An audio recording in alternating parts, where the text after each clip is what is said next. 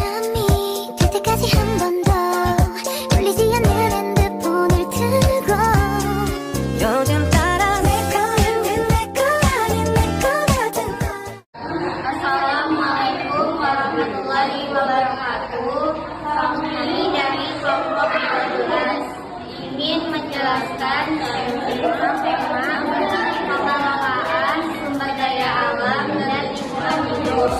Mata kuliah ilmu pengalaman dasar dosen kampus Bumi Mahasiswa SNMM. Assalamualaikum warahmatullahi wabarakatuh. Perkenalkan, nama saya Sekar Arun Kinanti. Saya akan menjelaskan tentang pengelolaan sumber daya alam dan lingkungan hidup.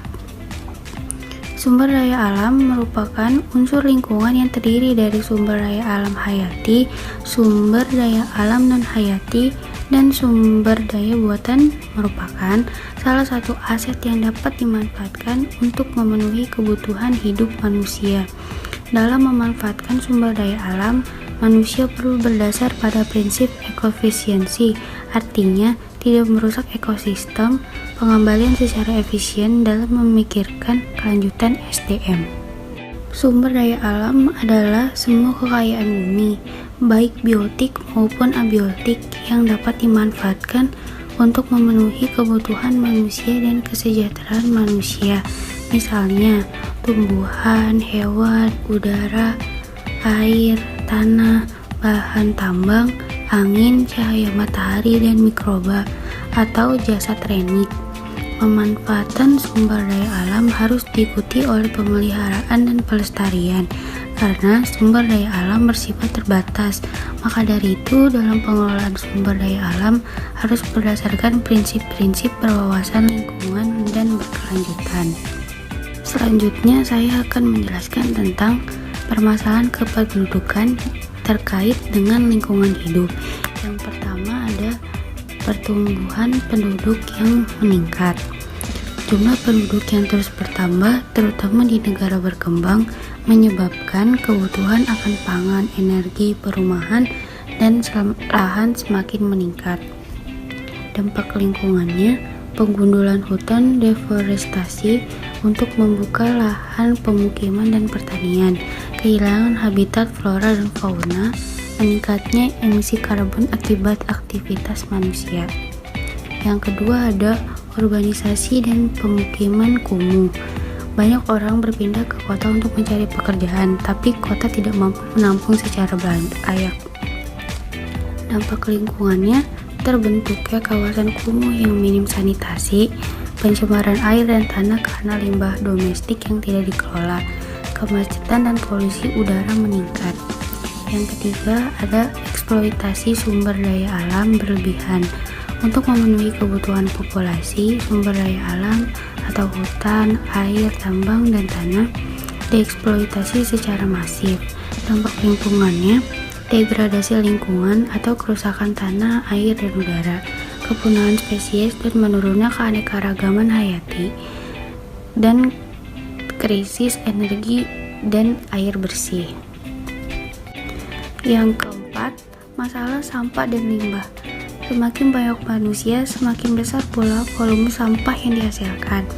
Dampak lingkungannya, pencemaran sungai, laut, dan tanah, produksi sampah plastik dan bahan kimia yang sulit terurai, ancaman terhadap kehidupan biota laut dan kesehatan manusia. Yang terakhir ada pemanasan global dan perubahan iklim. Aktivitas manusia seperti industri, transportasi, pembakaran bahan bakar fosil menghasilkan gas rumah kaca.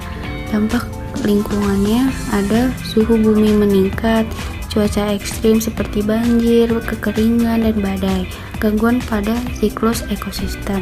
Sekian penjelasan dari saya. Slide selanjutnya akan dilanjutkan oleh Syafira. Terima kasih. Baik, saya akan melanjutkan untuk menjelaskan slide selanjutnya, yaitu landasan hukum sumber daya alam di Indonesia sebagai berikut. Yang pertama, UU No. 5 Tahun 1990 tentang konservasi sumber daya alam, hayati, dan ekosistemnya. Untuk mengatur sistem penyangga kehidupan, pengawasan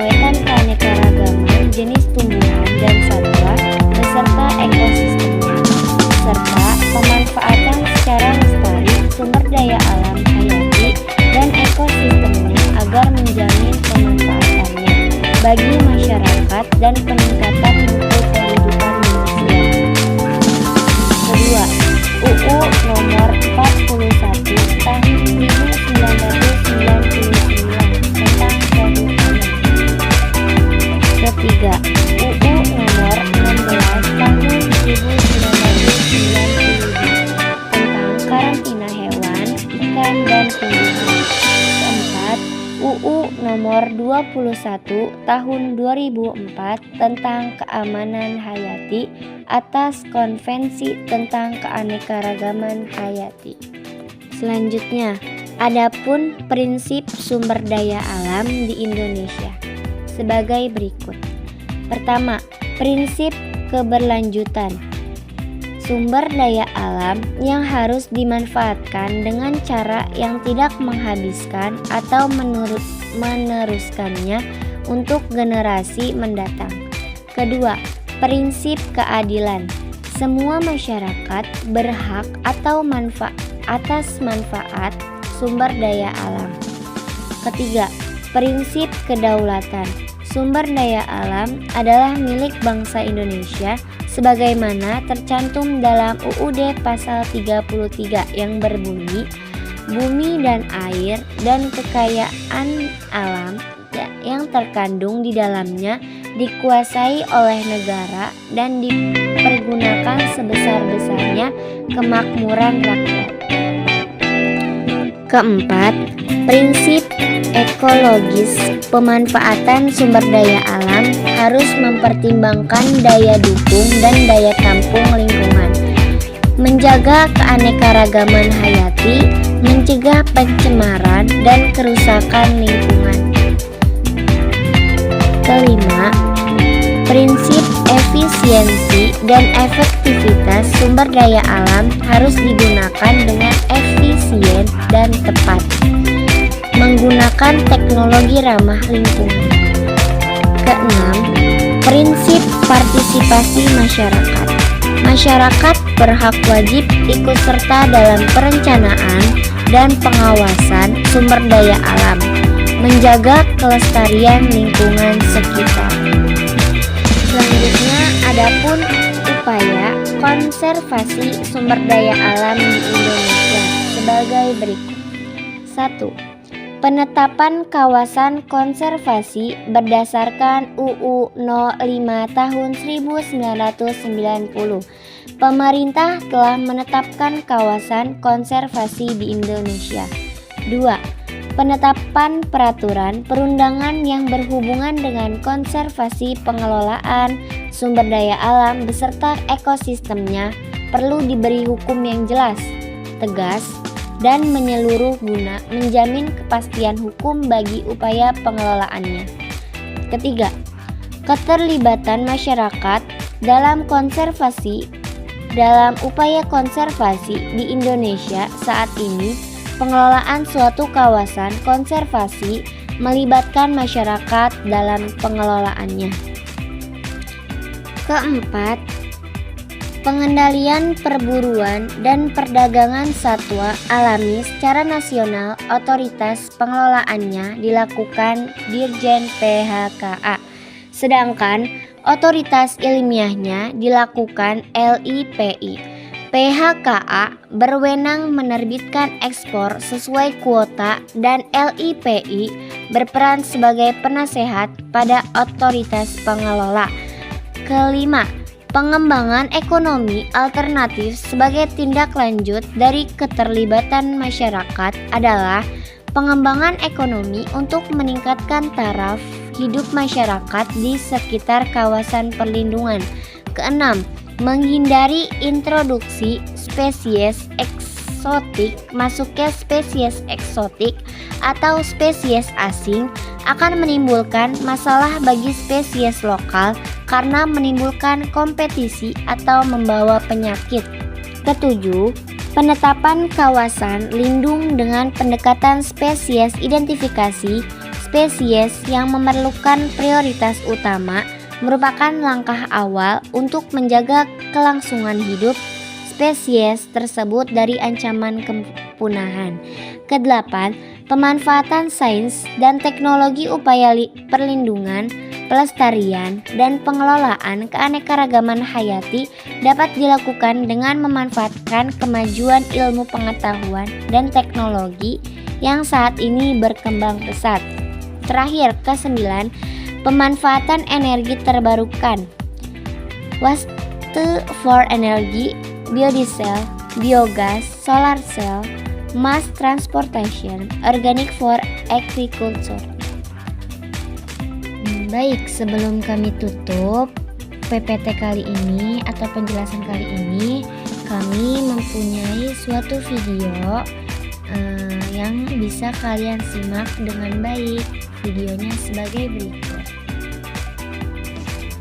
Sumber daya alam adalah segala sesuatu yang berasal dari alam. Sumber daya alam digunakan manusia untuk memenuhi kebutuhan dan kesejahteraan hidupnya. Berdasarkan asalnya, sumber daya alam dibagi menjadi sumber daya alam hayati dan non-hayati. Sumber daya alam hayati berasal dari makhluk hidup, misalnya hewan dan tumbuhan. Minyak bumi, batu bara, dan gas alam termasuk sumber daya alam hayati karena berasal dari sisa-sisa makhluk hidup. Sebaliknya, sumber daya alam non-hayati bukan berasal dari makhluk hidup, misalnya cahaya matahari, udara, air, dan tanah. Berdasarkan ketersediaannya di alam, sumber daya alam dibagi menjadi sumber daya alam yang dapat diperbarui dan tidak dapat diperbarui. Sumber daya alam yang dapat diperbarui akan ada terus-menerus seperti cahaya matahari, tanah, air, dan udara. Atau sumber daya yang bisa dikelola agar jumlahnya makin banyak seperti hewan dan tumbuhan. Sebaliknya, sumber daya alam yang tidak dapat diperbarui jumlahnya terbatas dan akan habis jika dipakai terus-menerus. Contohnya, minyak bumi, batu bara, gas alam, dan bahan tambang. Sumber daya alam dapat dimanfaatkan untuk banyak kebutuhan kita loh. Bagian tumbuhan dan hewan dapat diolah sebagai bahan makanan, misalnya beras, daging, telur, ikan, kacang-kacangan, sayur, atau buah. Selain sebagai makanan, bagian tumbuhan dan hewan juga dapat diolah sebagai kain. Contohnya, kapas untuk kain katun, bulu domba untuk wol, kepompong ulat sutra untuk kain sutra, dan kulit sapi untuk jaket kulit. Beberapa jenis tumbuhan dapat dibuat sebagai jamu seperti jahe, kunyit, dan temulawak, atau tanaman lidah buaya untuk perawatan rambut dan kulit. Berbagai peralatan rumah tangga seperti meja atau lemari dapat dibuat dari bahan kayu dan plastik. Plastik merupakan hasil dari pengolahan minyak bumi. Alat masak dibuat dari aluminium yang tahan karat dan dapat menghantarkan panas. Sumber daya seperti tanah liat dan bebatuan diolah menjadi semen, genting, dan batu bata. Bahan tambang seperti besi digunakan sebagai rangka utama bangunan. Aluminium dan kayu digunakan sebagai kusen dan kerangka atap. Keindahan pegunungan, sungai, atau lautan dapat dimanfaatkan sebagai tempat wisata. Sumber daya alam juga digunakan sebagai sumber energi, terutama energi pembangkit listrik dan bahan bakar. Cahaya matahari, angin, dan air menjadi energi alternatif pembangkit listrik, sedangkan batu bara masih menjadi sumber energi utama karena murah. Minyak bumi dapat diolah menjadi bensin, solar, dan aftur. Beberapa jenis tumbuhan juga dapat diolah menjadi bioetanol dan biodiesel. Sumber daya alam perlu diolah terlebih dahulu untuk menghasilkan barang yang dapat dipakai atau dikonsumsi manusia. Pengolahan sumber daya alam membutuhkan teknologi, salah satunya dalam pembuatan kertas. Kayu gelondongan dikupas kulitnya dan dipotong-potong.